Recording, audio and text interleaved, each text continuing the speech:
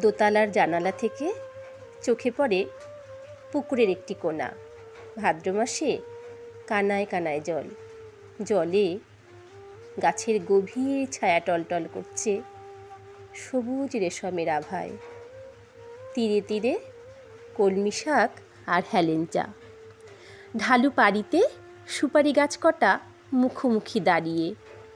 এধারের ডাঙায় করবী, সাদা রঙিন একটি শিউলি, দুটি অযত্নের রজনীগন্ধায় ফুল ধরেছে গরিবের মতো।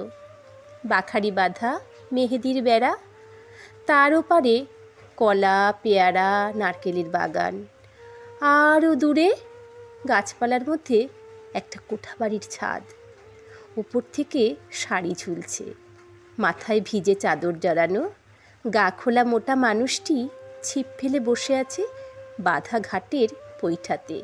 ঘণ্টার পর ঘণ্টা কেটে যায়।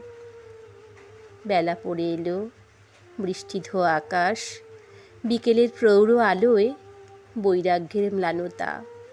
ধীরে ধীরে হাওয়া দিয়েছে, টলমল করছে পুকুরের জল, ঝিলমিল করছে বাতাবি লেবুর পাতা।